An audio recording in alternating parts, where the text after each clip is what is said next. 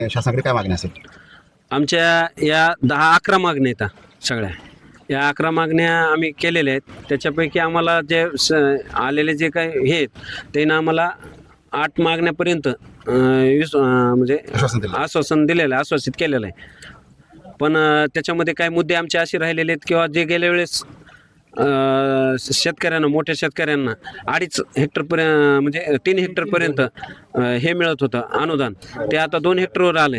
ते आमचं 3 हेक्टर द्या म्हणतो आम्ही. आणि जे काही आता सरकारनं अनुदान घोषित केलेलं आहे ते खूपच कमी आणि हां ते खूप कमी आहे. आणि प्रत्येक शेतकऱ्याला किमान 50,000 रुपये अनुदान द्यावं ही आमची या मागणीसाठी आम्ही इथं बसलेलो. याबरोबर आपला मधला एक प्रश्न होता की मागच्या महिन्यामध्ये याच पुलावरून एक विशाल बळ नावाचा किती वाहून गेला होता आणि त्यानंतर शिवराज कदम इथले ग्रामपंचायत सदस्य विषय तोही विषय यामध्ये होता.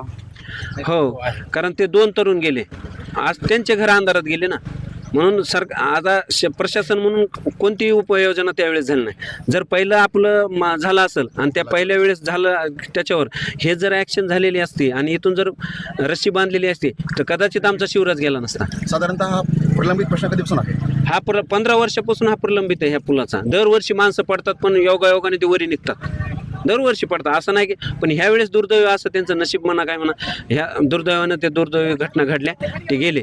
पण आमचं असं म्हणतं की कोणतीही घटना व्हायला काय आता निमित्त लागते का माणसाने मारावं? आता इथं किती माणसं मारायचे प्रशासनाला? आणि याबद्दल प्रशासनानं म्हणजे तुमची भेट घेऊन काही आश्वासन दिलं याबद्दल काही? नाही. ह्या घटना घडली की पुन्हा प्रशासन गायब. आम्ही ज्या मागण्या केलेल्या होत्या, या पुलाच्या मागण्या केलेल्या होत्या, या किंवा इथून संरक्षण रस्सी बांधून काहीतरी करा म्हणून उपाययोजना करा म्हणलं होतं, त्या काहीच केल्या नाहीत. आजही असा विषय निघाला की इथून संरक्षणात आम्ही उठतो. थोडंसं आमच्या 2-3 गोष्टी राहिलेल्या म्हणजे मागणीच्या संदर्भातल्या, म्हणजे 11पैकी 8 मागण्या झाल्या, आणखी 2 राहिल्या. हां, तर त्या आम्ही तुम्ही आम्हाला तत्काळ होऊ शकतात जागेवर, त्या ह्यांच्या हातामध्ये त्या इथं करू शकतात ते. मग आम्ही त्यांना सांगितलं किंवा आता करा. तर ते आम्हाला ज्यांनी हे 15 वर्ष केली किंवा ह्या पुलाचं काम केलेलं होतं त्या कंत्राटदाराशी बोलून, त्या एजन्सीशी बोलून त्यांना हे करून द्या. म्हणजे ह्याच्यामध्ये 2-3 वर्षाचा कालावधी जातो. आम्हाला हे तात्काळ पाहिजे, आजच्या आज पाहिजे. आता आम्ही दुसऱ्या माणसाचा बळी इथून जाऊ देणार नाहीत. कारण परवा दिवशीच्या रात्री इथून आमच्या तांड्यावरचे 2 बांधव जात होते, गावातील एक आमचे चुलते म्हणून ते जात होते. पण शेवटी कसं असतं, कोणीतरी जावंच का हा प्रश्न आहे ना. नेमकं हे सत्र कधी थांबणार?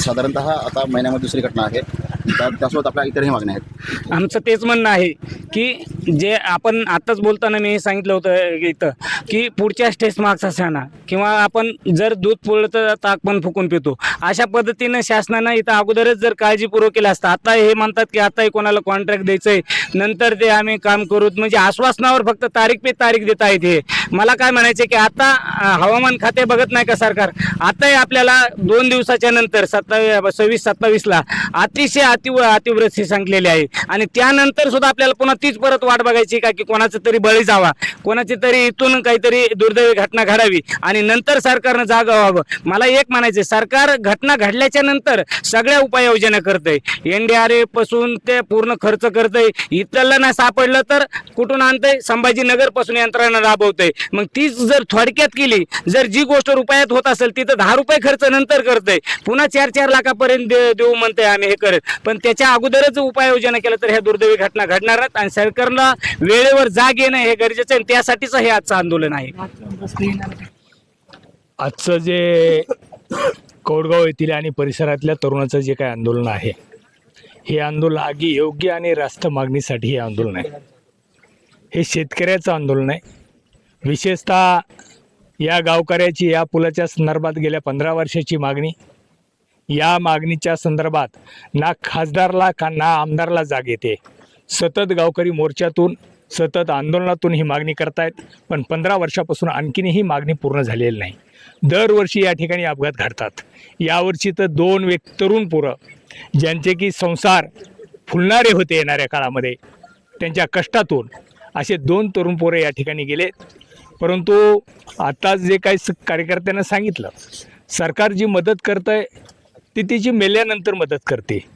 पण आज जी मागणी आहे, मुख्य काय मागणी पोरांची, हा जो कठडा आहे याला कठडा लोखंडी अँगल आणि त्याला सेफ्टी लोखंडी अँगल आणि त्याला एक तार किंवा सपोर्टिंग जास्त 30 ते 35 हजाराची फक्त मागणी इथं. हे देखील आपत्ती काळामध्ये तहसीलदार करू जर शकत नसतील तर माझं मत आपत्तीचा एक फंड प्रत्येक कार्यालयामध्ये असतो. प्रत्येक कालावधीमध्ये आपत्तीचा फंड असतो. मग हा आपत्तीचा फंड जातो कुठं? आणि ह्याला जर तहसीलदार एवढ्या मागणीला आणि पाण्यात तरुण पोरं बसलेत तरी जर तहसीलदार याला जर या मागणीला न्याय देत नसतील तर ही शोकांतिका आहे, ही लोकशाहीची ही थट्टा ह्या यंत्रणेनं मांडलेली असं मला म्हणायचं. थोडक्यात या ठिकाणी या गावकऱ्यांच्या वतीनं त्यांच्या पुलांच्या मागण्या तसंच शेतकऱ्यांच्या संदर्भामध्ये या ठिकाणी आज जल आंदोलन घेतलं होतं. सर्वप्रथम मी या ठिकाणी शासनाला या आंदोलनाच्या माध्यमातून हे सांगतो की शेतकऱ्याला प्रति हेक्टर 50,000 रुपये मदत आपण जाहीर करावी. त्याचबरोबर ओला दुष्काळ या ठिकाणी त्यांनी जाहीर करावा. त्याचबरोबर जसं की मागाशी आता यांनी सांगितलं पुलाचा विषय दादांनी यांनी की हे मागायची काही गरज नाही असं मला वाटतंय, कारण ह्याला ऑलरेडी शासनानं निधी दिलेला आहे. ह्याच्याकडे जे जाणून बुजून या ठिकाणी ज्या एजन्सीला काम दिलेलं आहे ती एजन्सी ही तेवढीच जबाबदार आहे. आम्ही ह्याला एक खून म्हणू. हे जे आमचे जे काही बांधव या ठिकाणाहून गेलेले, जी काही घटना घडली ह्या एजन्सीनं केलेला आणि या प्रशासनातले जे काही संबंधित या खात्याच्या संबंधित जे अधिकारी आहेत या अधिकाऱ्यांनी केलेला हा आमचा बांधवांचा घात आहे. खऱ्या अर्थानं तर पहिलं या एजन्सीवरती आणि ह्यांच्यावरती गुन्हे दाखल केले पाहिजेत असं मला वाटतंय. हे होते कोरगाव हुडा आणि परिसरातील बांधव ज्यांची मागणी आहे की हा पूल तात्काळ झाला पाहिजे, याचे संरक्षण कठोर तात्काळ झाला पाहिजे आणि त्यासोबतच इतर यांच्या मागण्या आहेत. अतुल्य महाराष्ट्रासाठी नितीन नागणे, बीड, परळी.